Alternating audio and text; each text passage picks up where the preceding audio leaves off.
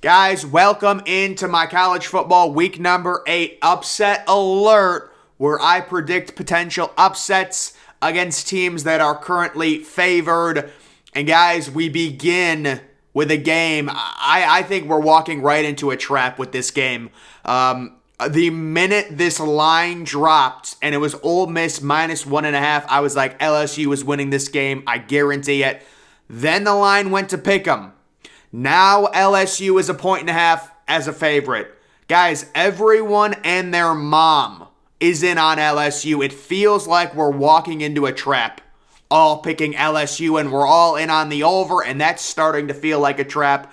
I am still going 37-34, and I am still taking the over because this is a 3:30 game. We expect it to be an SEC shadow game. We all know when it's those late afternoon, there's shadows. It's just, the games always tend to be higher scoring.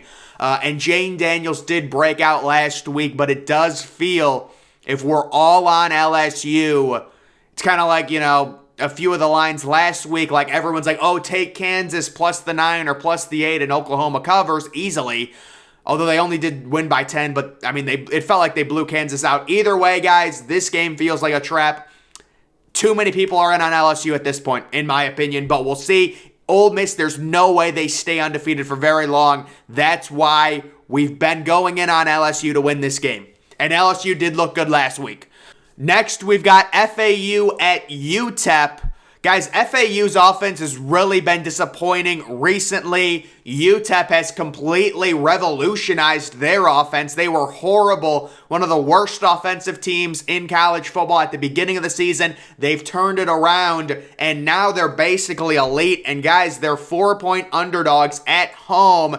And this game reminds me a lot of, I think it was the Miami of Ohio game a few weeks ago, where Miami of Ohio was 5-point home underdogs. Everyone was saying they're going to win this game outright. They're a lock. They were leading the entire game, and then they end up winning it. I think this is the same thing. I think UTEP should be favored in this game. The way they've been playing versus FAU, FAU's offense, they're struggling. Give me UTEP at home as the 4-point underdogs to win this game outright. Next, we have Rice at Louisiana Tech. Guys, I love La Tech. I love their logo. And there's just something, I have this weird vendetta against Rice. I just refuse to believe that they're a good football team. Rice right now listed as a field goal favorite. Louisiana Tech is the overall favorite according to ESPN's FPI, given a 56% chance to win. I think there's good value on La Tech as a 3-point home underdog to get a win and win fairly comfortably. La Tech scores a lot of points. I don't think Rice is going to keep up with them. Next, we have BYU traveling to Liberty. And guys, after what I saw from BYU's defense last week, it's sinful. It is disgusting. Look up the play. KJ Jefferson. Just Google this is what you should Google. KJ Jefferson breaks 25 tackles against BYU. That's how bad BYU's defense is. Whoever their defensive coordinator is should be fired. I've never seen a play that bad. BYU could not stop, Arkansas at all last week. Guys, this is typical with college football. Everyone's saying, oh, Liberty now, they suck because they almost lost to an FCS team. But guys, we know how college football is. It's unpredictable. Week to week, teams play differently. Liberty has actually had a pretty good season. Last week was an aberration. Yes, they were like 24-point favorites and they almost lost to Gardner-Webb. It's a new week. You're facing a horrible defense. I love the over in this game, and I love Liberty as the 7-point home underdog. Again, guys, home underdogs. There's great value on them in college football. I will take Liberty winning this game because BYU has a horrifically bad defense. They can't tackle anyone, and Liberty is at home. And you're getting Liberty at a discount because of their game last week against Gardner-Webb, where they were not motivated because it was an FCS team, and they did win the game. They struggled. We understand it. Guys, this is a good Liberty team. Get it on Liberty right now. So this game, guys, we're getting a little dicey. I've adjusted this game. The Chip Kelly homecoming, the Chip Kelly. This is the game where Chip Kelly will save college football. UCLA at Oregon. I've had to adjust it. I've brought down the points a little bit because there is some rain in the Oregon area for Saturday. This is a 12:30 Pacific time start. Kind of a weird start time for a big top 10 matchup. But guys, we have to trust Chip Kelly. Chip Kelly is going to save Oregon football by beating them. It's amazing how that works. And once Oregon loses, guys, I can't wait to get over Oregon football back. We have not seen Oregon football since week 1. It's been so sad, but they're going to come back after UCLA beats them. Guys, UCLA, great value plus the 6 in this one, and there's also great value on the under 71, because there is rain expected. Originally, I had this higher scoring. I've brought it down.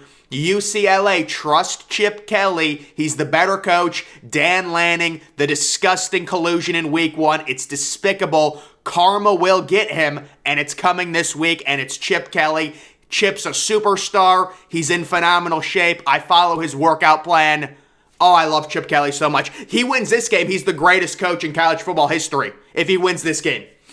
Next, we have Boise State traveling to Air Force. Guys, I don't know who is betting Boise State. The general public is all over Boise State. Let me let you guys in on a little secret. Boise State is a total fraud. Okay, guys, they're a total fraud. They're way worse than their record says they should be. Their offense is a train wreck, and this Air Force team is on a warpath right now. They just annihilated UNLV. They're at home, and they're going to crush Boise State. Again, this is a correction game. Air Force is better than their record. Boise State is worse than theirs. This is an annihilation. It's going to be ugly. There's people that are saying Boise State matches up well. Come on, guys. Let's be real. Boise State has a horrible offense, and they've gotten really lucky this year, and it's about to end when they go on the road in Air Force, take the home team. They're only 3-point favorites. This would not be an upset, but I do see a lot of the public is on Boise State here, a lot of the public, to win this game or at least cover. I completely disagree with that. Completely disagree with that. And then we've got this game, Minnesota at Penn State.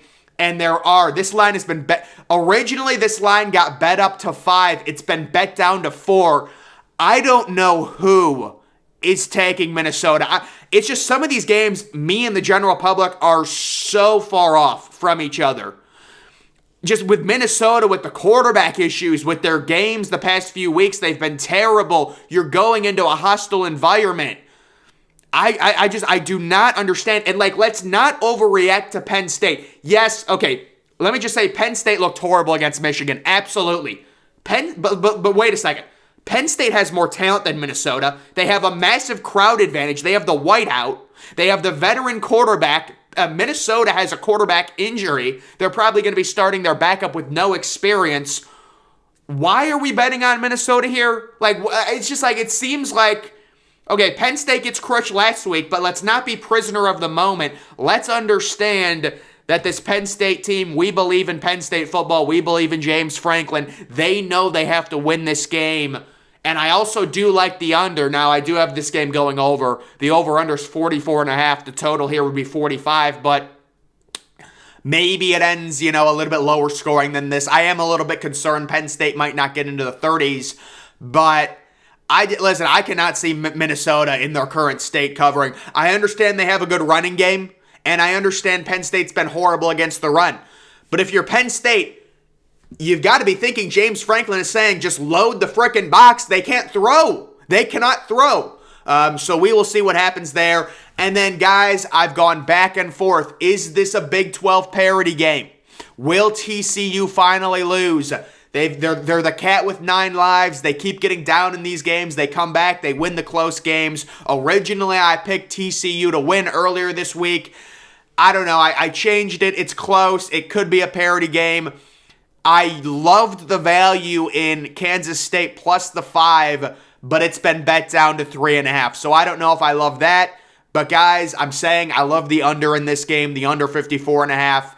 And then It just feels like Kansas State is coming off a bye. They're ready for TCU. Meanwhile, TCU just had to get a huge emotional come from behind win. It seems like Kansas State has a massive, pregame advantage, rested, ready to go. Yes, they are the road team, but Kansas State can control this game, maybe force a few turnovers. They've got a really good running game, control the time of possession, and possibly turn this into one of those Big 12 parity games where TCU gets their first loss. I did predict TCU to finish 9-3, so they have to get 3 losses. So this would probably be one of them.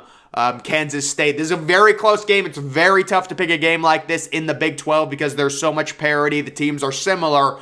It's really tough to pick any TCU game. I just can't get a good vibe on TCU right now. I don't really know how good they are. I'm pretty confident they're not a top 10 team, but listen, they keep winning. I have to give them credit, so we will see. But guys, that is going to do it for my college football week number 8, upset picks and predictions. Make sure you follow me on Twitter. Link to that's always in the description. I'm, of course, the Depressed Ginger. Thank you for watching.